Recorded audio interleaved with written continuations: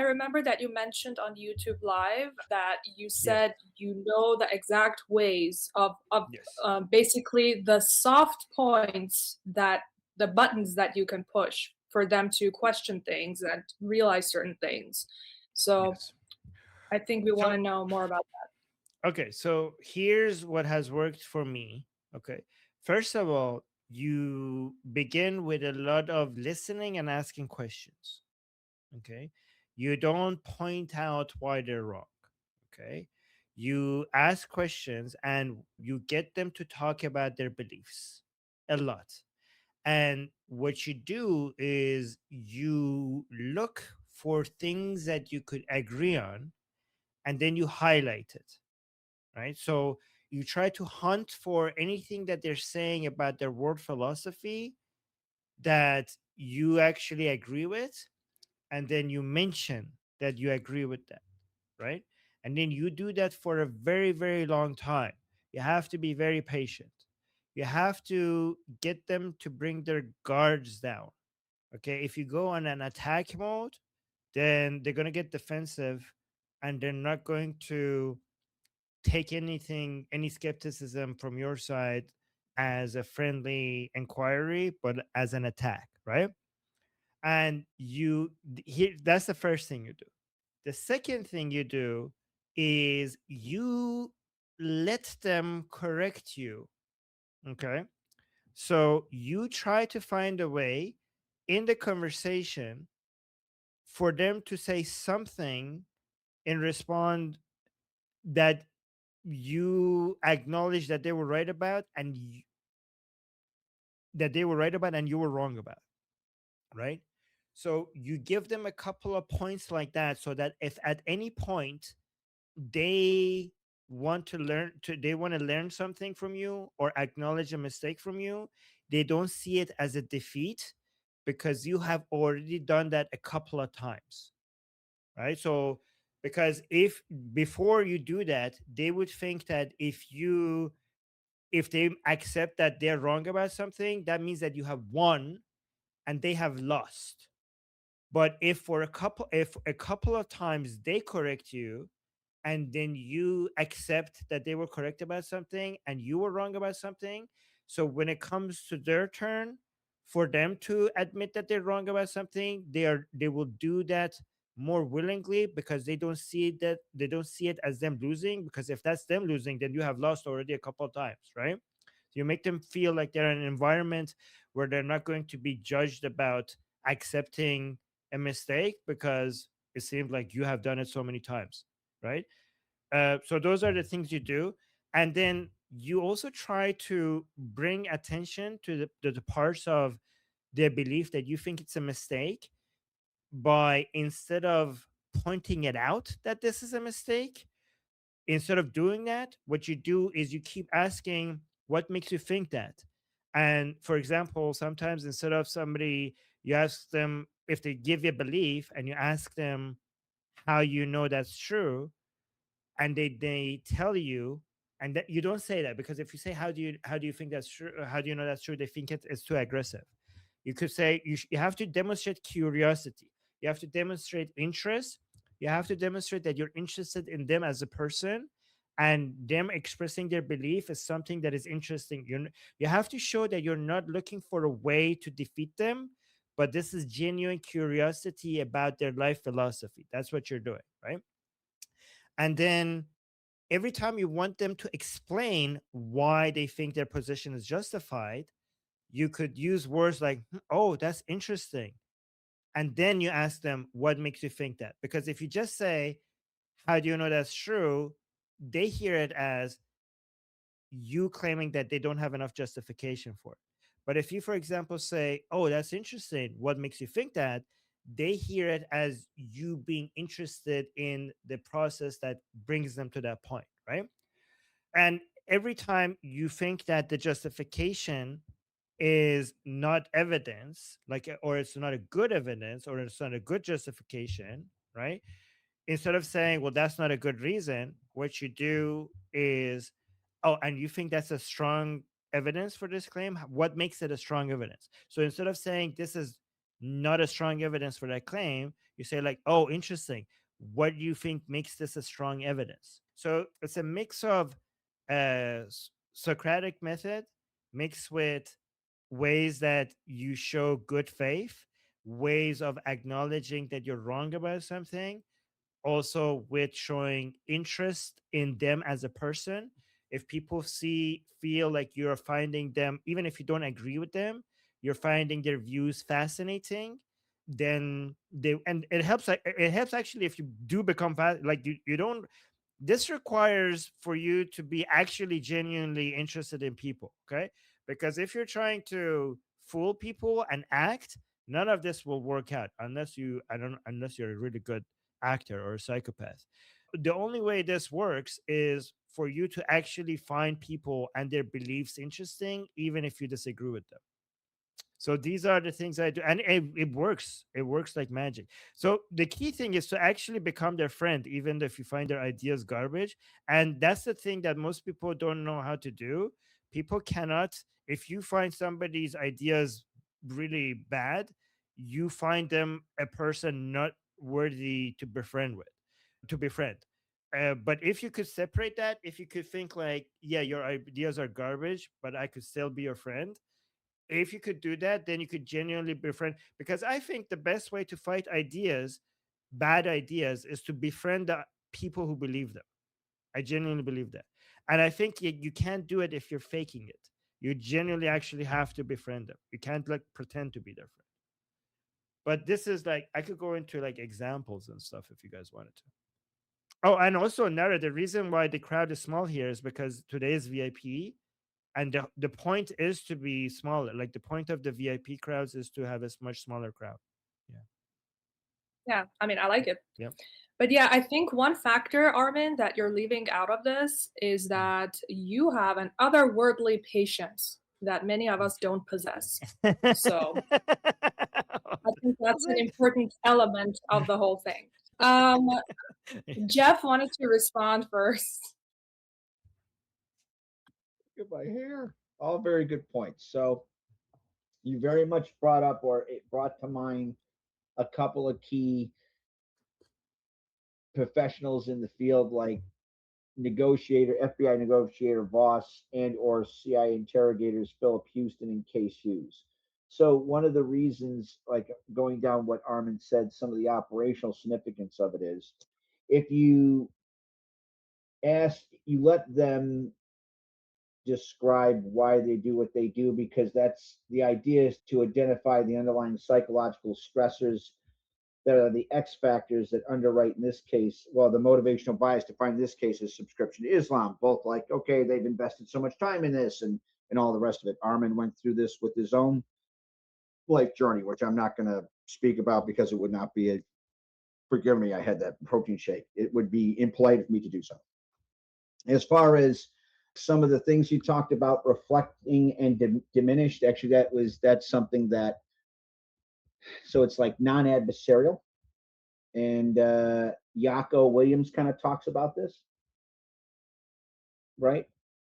Ultimately, they have to own their own deprogramming. That's with anybody. You're going to deprogram anybody.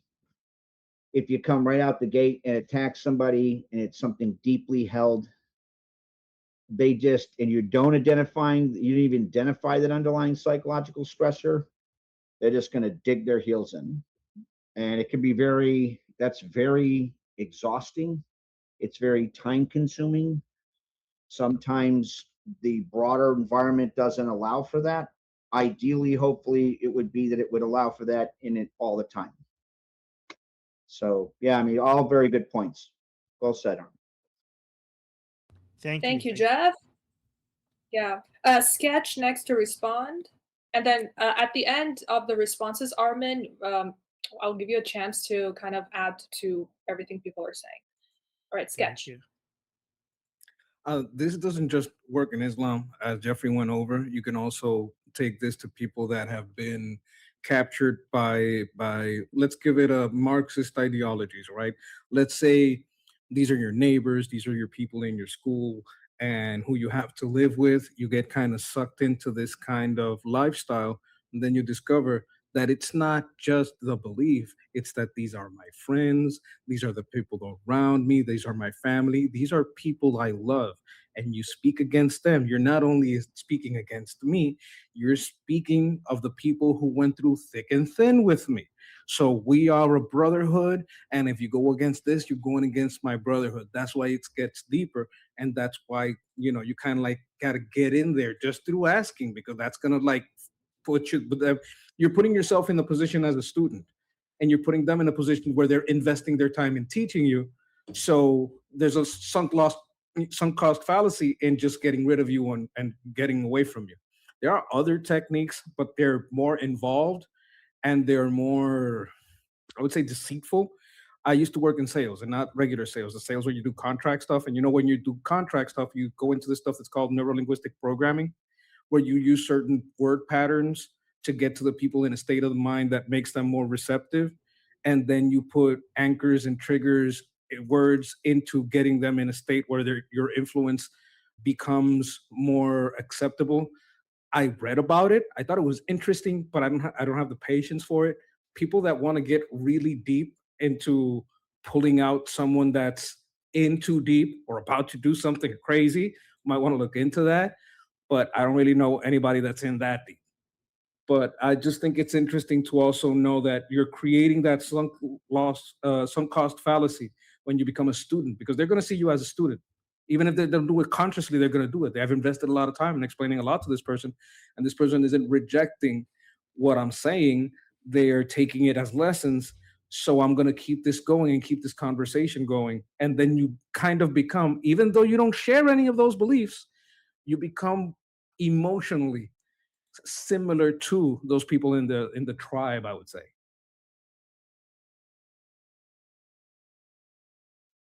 Wonderful. Thank you, Sketch. Sophie is next to respond. I wanted to ask Armin to please do what he actually ended by suggesting.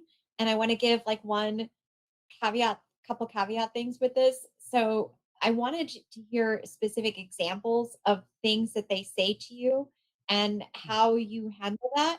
But also because you're coming from the position of being an atheist, I am wondering how to deal with two things. One, which is all the several categories. Don't ask me to list them. I don't know all the words, but the Kitman and Takia, but like all of the several versions of deception and concealment and dogma type stuff. But also, they often will say they want to know what you are. And I find I don't want to tell them like Christian, because if they say, then they start doing this whole thing of like, oh yeah, we're with Jesus too. And we think, and they try to, and I don't want to hear about zakat. That's just charity. Everybody thinks charity is a good idea. So, or 5 pillars of Islam. I'm trying to understand how to handle that kind of thing. And given if you can give an examples of what they actually say to you and how you respond. Thank you. So what are you, for example, are trying to make them question, like in your conversation? Oh, it's okay. I'm sorry. I didn't understand.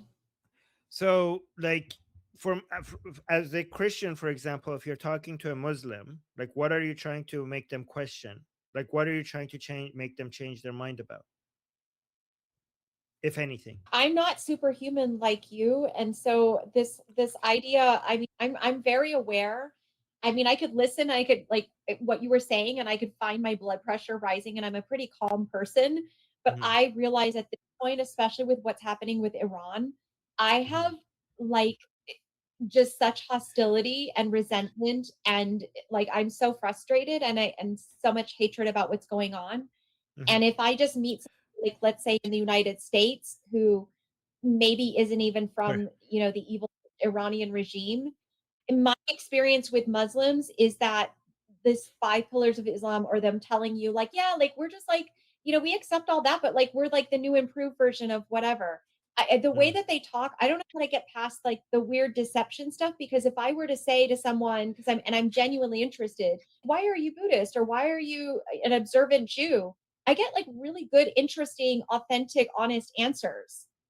But with Muslims, it's none of that. And I want to not have a bunch of lying conversations.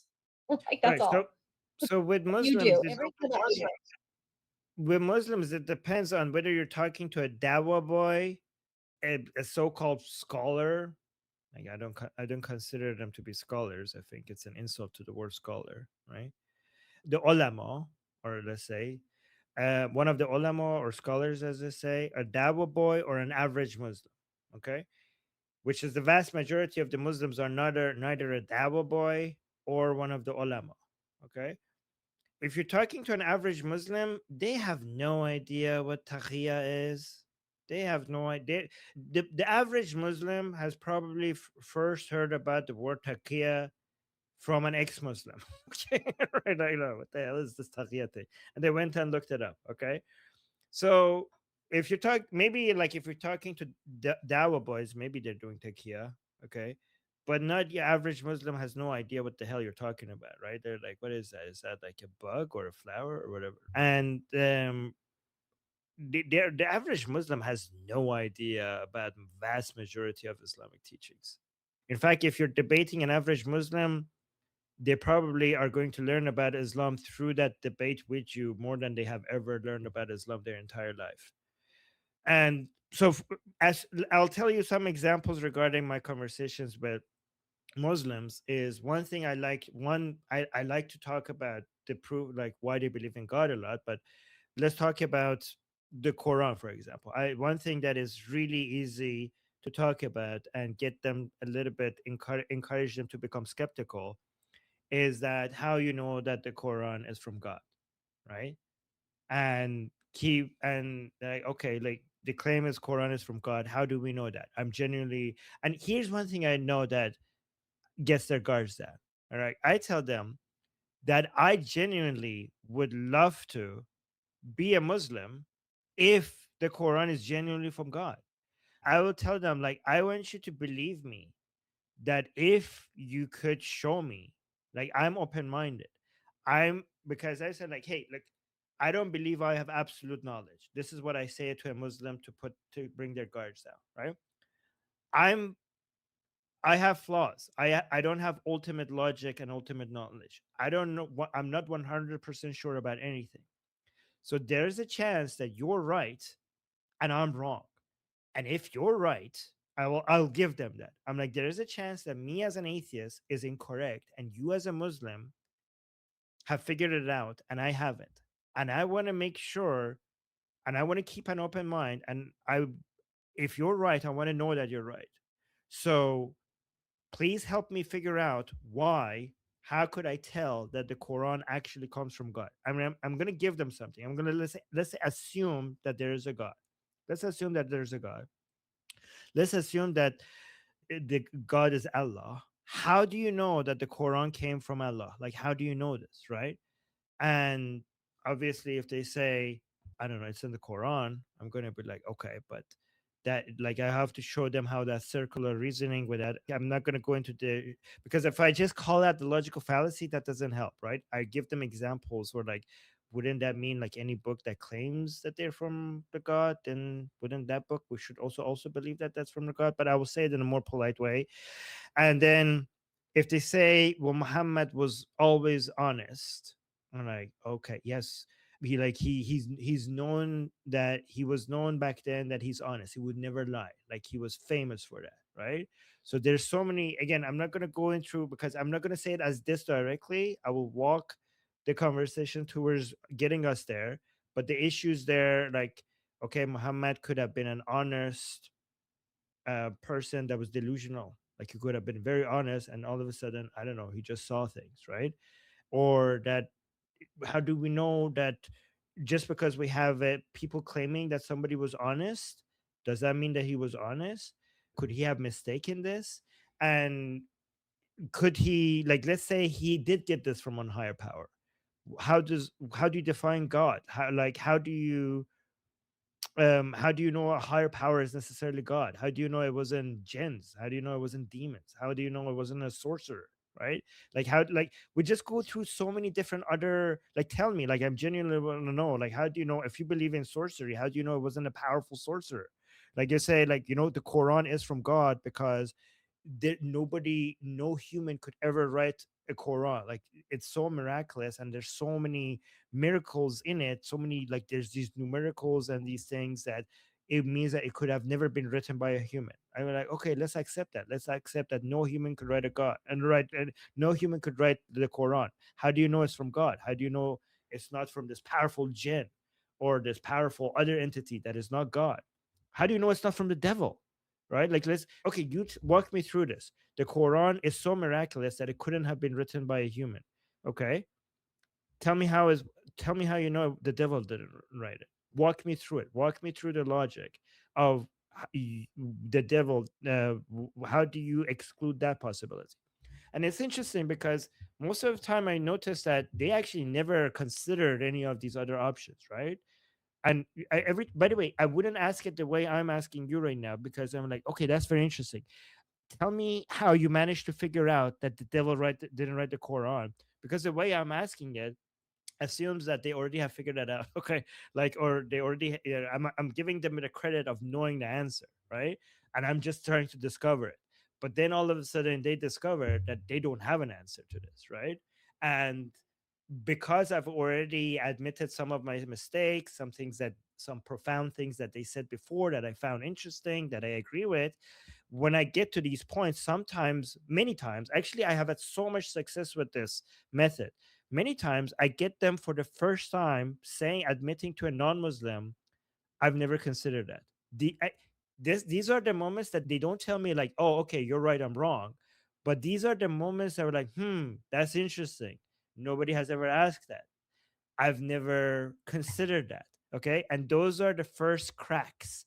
And again, this is a long-term investment, by the way. This is not something that you get by somebody being a observant Muslim now, and then at the end of the debate, they will be like, okay, I'm good job, Armin. Now I left Islam. These are people that come to me after months or even years and tell me that, Armin, because of you, I left Islam. It took me 2 years, 3 years, 6 months, 8 months.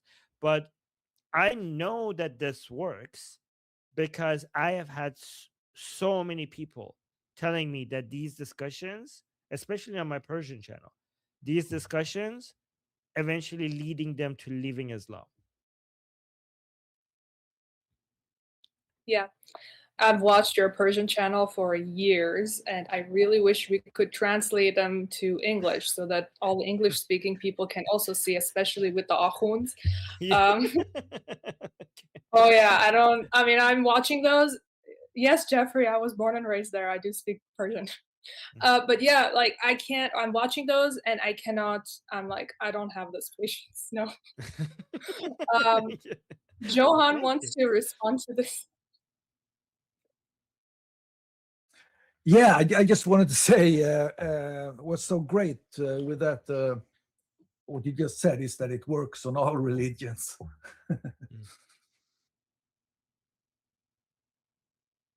Yep. Actually, it works on everything. It works on, if you want to challenge an atheist, it works as well. Yeah, I agree. Sophie?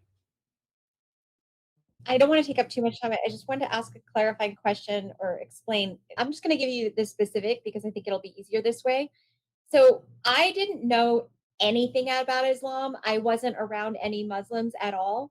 And then my state that I happened to be in, where I was taking a car service, they hired people who, for academia, they hired several companies, and they turned out some of them were refugees coming from, in this case, Sudan. I don't know if that helps you or doesn't help you, but so Muslim. And in terms of dawah, what I experienced, not knowing anything besides there's a guy named Muhammad that they have a thing with, and they have a book, and like the Quran, and then they call God Allah. At that point, I didn't even know some Arabic, where I'm just listening politely as a captive audience. I didn't ask for any of this. I don't even remember how they started, but it was like they were trying to sell Islam to me. And so when they were talking about it, what I found that they did, knowing that I was Christian, I don't know if they asked or if they assumed or what it was. They probably asked. But then they started using a bunch of Arabic words where I had to go, wait, I'm sorry, who's Musa? Who's Isa? Like, I don't, who, what? And so they would say, oh, like this. And then they'd say like Injil. I'm like, what's that? And like they'd say the Gospels. And at the time I thought they meant like the New Testament. So if you could, I know it's hard, but if you could put yourself in the position of being a Christian, I'm sorry, but like everything that they said to me, I'm not saying they knew Takia, but their message, their way of presenting it, now looking back and remembering verbatim things that they said and how they went about it, was entirely deceptive. It was like a sales thing of like, see, we're like the new improved, we're just the same as you, we include all this stuff. And I don't think these were bad, like they were intentionally trying to be lying, but there's something in their psychology or how they're raised that the way that they present it was all lies, like all lies. I'm not trying to be mean. I'm really, but no. no. Be mean. Yeah. These are devil boys. Devil boy. You could be as mean as you want to devil boys. All right. So, here's the thing: when it comes to talking to a devil boy, the calculation completely changes compared to an average Muslim, because they're there with a mission, right? When it comes to an average Muslim, what I'm trying to do is to change the nature of the conversation from me defeating you or you defeating me to just a general conversation about us trying to understand each other. And even if we're not even trying to convince each other. We're just trying to figure out where each one of us are and how we come to conclusions. That's the environment I'm trying to create with an average Muslim when I'm talking to him. With a devil boy, that if I'm talking to him, he's basically trying to he has a mission there. Okay, he's trying to show you why you're wrong and how Islam, like, you cannot reframe that environment, because that's why he's standing there for. And if you're being recorded, then he's going to try to humiliate you if you don't agree with him. If he's like many times, right? At least if he can't even convert you, at least he could make good content for his, I don't know, YouTube or whatever, right? But the problem with a lot of these conversation is that it's claim after claim after claim after claim, and it's not about, okay, but how did you get to that claim? None of these conversations are like, well, this is what God said. Well, this is what God said. Well, that was what. This is the truth. I'm like, okay, I'm not interested in what you believe in. I'm interested in why you believe in what you believe in. Okay, everybody could believe in whatever the hell they want. That is not at all interesting. Show me how you got to that conclusion, right? And if I'm an atheist, if they say, well, God said this, and they're like, hey, you're talking an atheist, like, you first have to, well, how is that relevant to me? But if I was a Christian, let me think about it. If I was a Christian, that if I was a Christian and I was talking, if they say, so if I was a Christian, they're going to try to show that the Bible is not a good source. Okay. And they're going to try to keep poking at the Bible and pointing out to the flaws in the Bible as a source of information. Okay. If I was a Christian, I would try to change the conversation. If I'm not somebody experienced in defending Christianity, okay, because probably somebody who's experienced in defending Christianity, they will have responses to what, no, the Bible is a good source for this and this and this reason. But if I'm not an experienced debater, I'm like, you know what, let's just assume that the Bible is not a good source of information. Okay, it could be like, you know what, I'm not an experienced debater, so let's just assume it's not. You tell me why the Quran is. Okay, you want to put them on the defensive instead of you being on the defensive for the Bible, because you could poke at the Quran. Even if you're not an experienced debater, it's easier to point to why them just accepting Islam as a good source of information is weak, rather than having a defensive position of defending the Bible. Unless you know how to do that, I would be just give that up, as just, let's assume that, make them defend Quran rather than letting them make you defend the Bible. That's what I would do if I was a Christian. Does that make sense?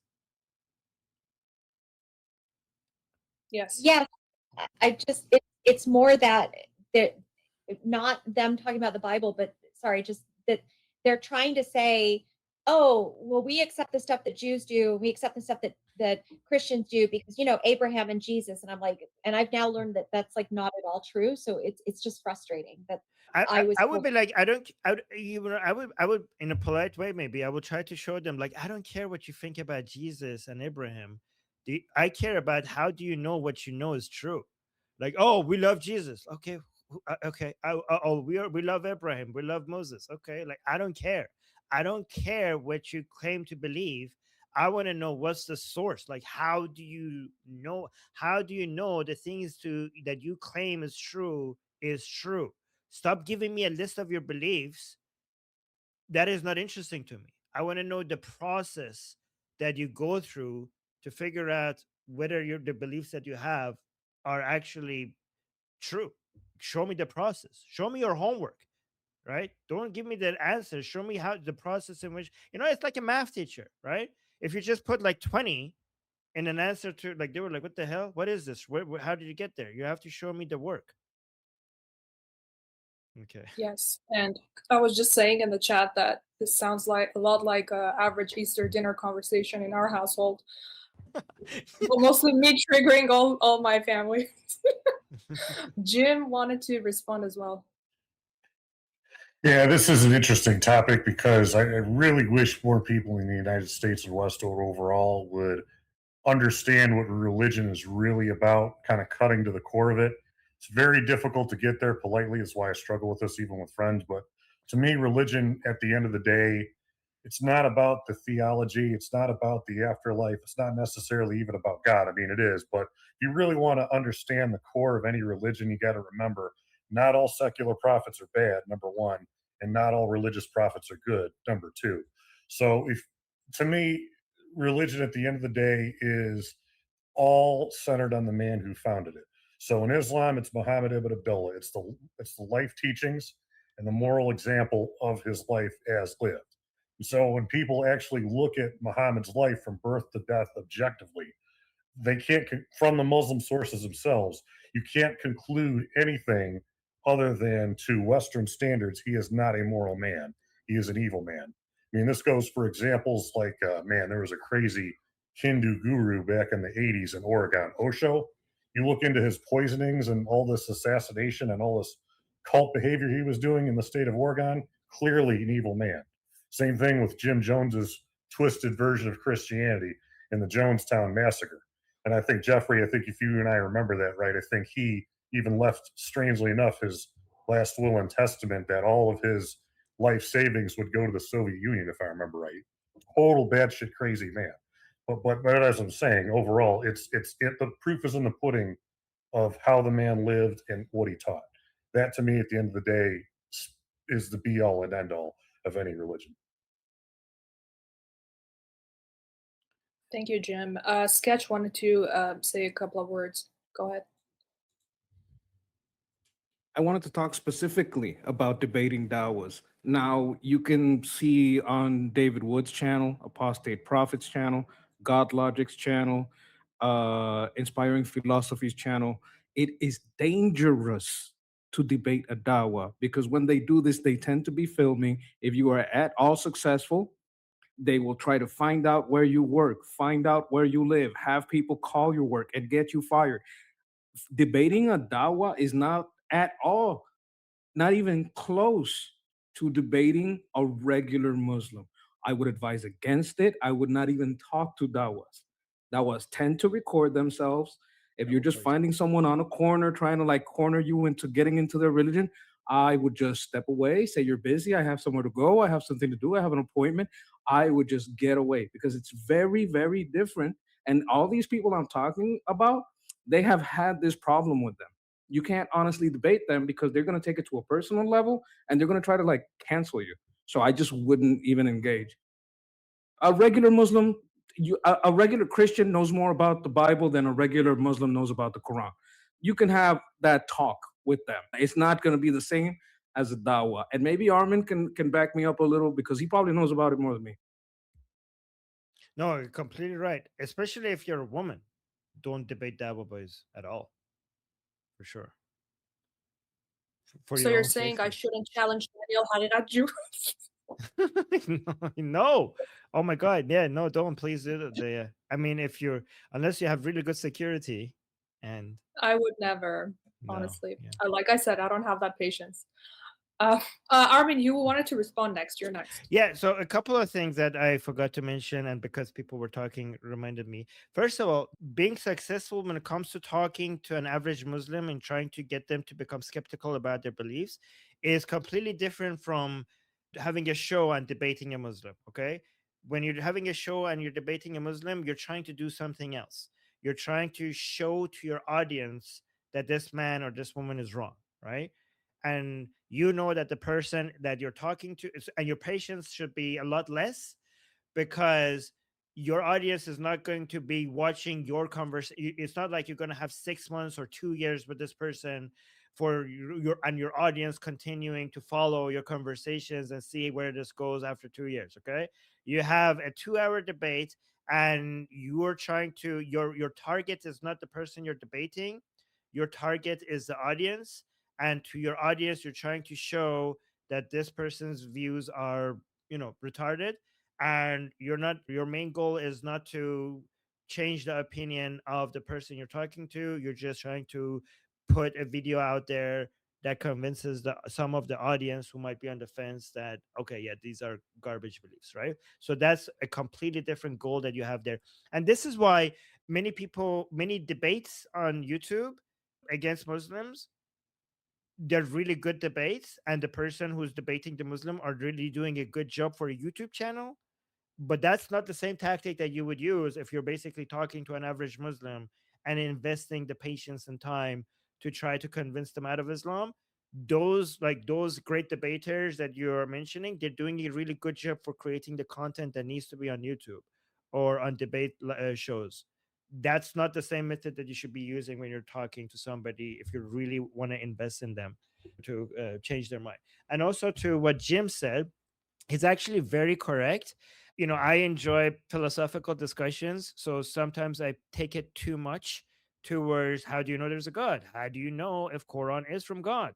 But many times when you talk about the moral teachings of Islam, that's when you have the most success with convincing Muslims out of Islam, when you zero in on those and you find, the God being unjust or Muhammad being unjust. And again, you don't just say these things. Again, you use the same Socratic method, but more people have an easier time understanding why this is batshit crazy that Muhammad did this, or is so batshit crazy for Allah to give that command. People have an easier time to get to that understanding for why Islam is wrong, because of the moral positions of Muhammad or Allah.